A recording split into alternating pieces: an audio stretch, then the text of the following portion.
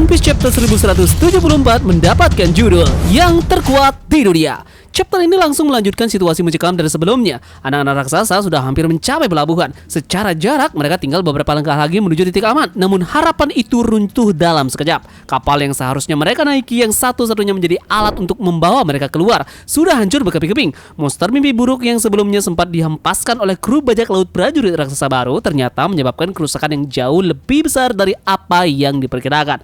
Somers kemudian menjelaskan situasi yang sebenarnya. Bukan hanya kapalnya yang hancur, tetapi seluruh laut awan di sekitar pelabuhan ikut tersapu bersih. Laut awan itu sebelumnya berfungsi sebagai bantalan alami jika seseorang terjatuh. Sekarang tidak ada apapun di bawahnya selain jurang yang menganga. Ini artinya jika anak-anak itu terus berjalan, mereka akan jatuh langsung ke dasar. Dan disinilah kekacauan rencana para kesatria suci ini dimulai. Anak-anak raksasa itu masih terus melangkah maju tanpa henti. Tubuh mereka digerakkan oleh kekuatan tanda panah, kemampuan buah iblis Gunko yang memaksa mereka untuk terus berjalan sesuai perintah. Mereka tidak bisa untuk berhenti dan tidak bisa untuk menoleh, apalagi tidak bisa untuk melawan. Somers dengan nada kesalnya pun mengatakan bahwa ia sendiri tidak bisa menghentikan efek panah tersebut. Anak-anak itu diprogram untuk terus bergerak maju. Jika tidak ada yang menghentikan kemampuan itu dari sumbernya, maka mereka pasti akan berjalan lurus menuju tepi tebing dan jatuh kemudian. Ia lalu berteriak pada Gunko, pemilik kekuatan tersebut. Somers pun mendesaknya untuk segera membatalkan efek panah tersebut. Jika tidak, anak-anak ini akan terjun bebas ke dalam jurang dan seluruh rencana penculikan mereka akan hancur total sebelum mencapai tanah suci. Sementara itu, para penjahat sibuk menyelamatkan rencana mereka. Para orang tua hanya memikirkan satu hal, yakni menyelamatkan anak-anak mereka. Tanpa memperdulikan bahayanya, para orang tua raksasa itu mencoba memotong perban dan sulur yang mengikat anak-anak mereka. Mereka menggunakan pedang, kapak, dan bahkan benda tajam apapun yang bisa mereka temukan, namun hasilnya nihil. Setiap kali mereka mencoba menyentuh anak-anak tersebut, sulur berduri dari kekuatan Somers ini melilit dan menusuk tubuh mereka. Duri-duri itu tajam dan penuh ancaman, seolah sengaja diciptakan untuk membuat para orang tua ini tidak berdaya. Disinilah sisi paling kejam dari Somers pun benar-benar diperlihatkan. Dengan wajah yang dingin, bahkan cenderung menikmati keadaan, ia berkata bahwa para orang tua ini boleh saja mencoba. Namun sulur berduri itu tidak akan membiarkan siapapun menyentuh milik mereka. Ia bahkan menyebut bahwa menyaksikan para orang tua yang tak berdaya melihat anaknya jatuh adalah tontonan yang menggairahkan. Lebih parahnya lagi, ia mengatakan bahwa jika anak-anak ini mati, tidak masalah. Mereka bisa menculik anak-anak yang lainnya kapan saja. Bagi Somers, ini hanya permainan kekuasaan. Para kesatria suci lalu membuat pengumuman terbuka kepada negeri Elwaf. Dengan nada sinis dan penuh kejam ejekan, mereka menyatakan bahwa terjadi kesalahan tak terduga dalam rencana awal mereka. Kapal dan laut awan telah hancur, sehingga anak-anak itu tidak bisa dibawa dengan aman ke tanah suci. Kesimpulannya jelas, mereka akan jatuh dan mati di dalam jurang. Mereka bahkan mengejek bahwa perjalanan panjang yang ditempuh oleh anak-anak itu hanya berakhir di garis akhir yang tragis dan juga mengerikan.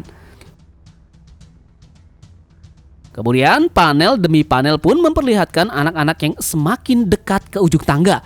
Di bawah sana, jurang gelap menanti mereka. Tidak ada lagi laut awan yang bisa menyelamatkan mereka semua. Para orang tua mencoba sekali lagi. Mereka memaksakan diri menembus sulur berduri ini, membiarkan tubuh mereka tertusuk demi bisa menyentuh anak-anak mereka. Oimo bahkan sempat berteriak bahwa selama tanda panah itu masih aktif, tidak akan ada yang bisa untuk menghentikan langkah mereka. Kemudian di sisi yang lainnya, Killingham pun terlihat marah kepada Somers ini. Ia kesal karena kapal gagal diamankan padahal mereka sudah hampir berhasil membawa anak-anak itu ke pelabuhan. Ketegangan di antara para kesatria suci ini sendiri pun mulai terlihat. Sementara itu, kita melihat anak-anak raksasa mulai menyadari situasi mereka. Dengan mata yang berkaca-kaca pun mereka menyesal. Mereka teringat bagaimana selama ini sering membuat masalah bagi orang tua mereka. Mereka pernah membantah, pernah kabur, pernah bersikap keras kepala. Dalam sebuah kilas balik pun memperlihatkan bagaimana kenakalan mereka dan bagaimana orang tua mereka selalu datang melindungi mereka tanpa pernah mengeluh.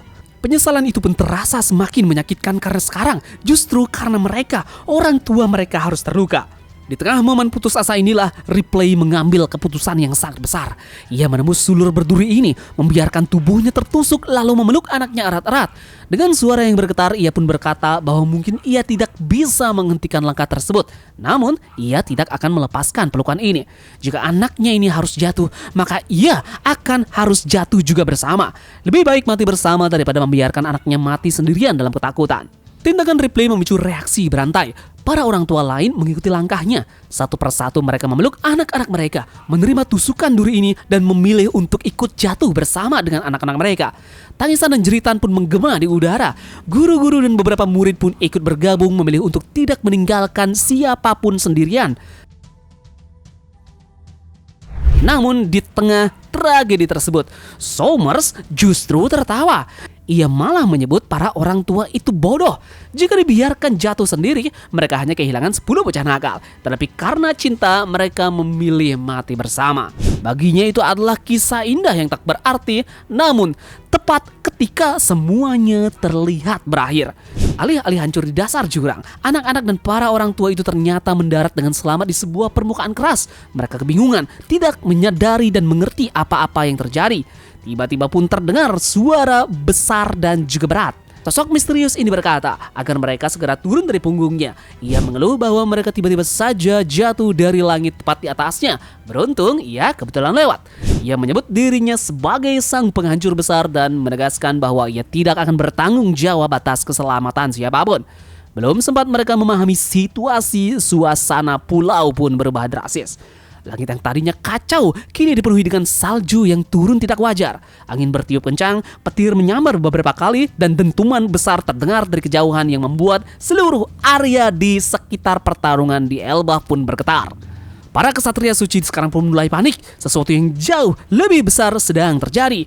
Jarul sang ketua pun kemudian berbicara dengan wajah yang serius. Ia mengatakan bahwa ketika hari terasa tidak wajar, ketika salju turun bersamaan dengan badai, itu adalah pertanda.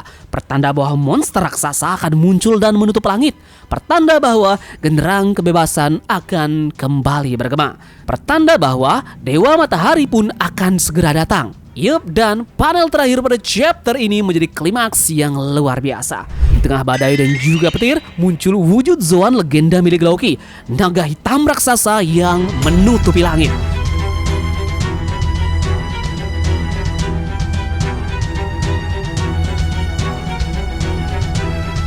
Sosoknya begitu sangat besar hingga terasa seperti bencana alam itu sendiri. Dan di atas kepalanya berdiri sosok Dewa Matahari Nika dan juga tupai lucu Ragnir. Dua kekuatan besar berdampingan, seolah dunia akan menyaksikan kebangkitan sesuatu yang telah lama kita nanti. Chapter ini pun ditutup dengan rasa yang tegang luar biasa karena jelas pertempuran sesungguhnya baru akan saja dimulai.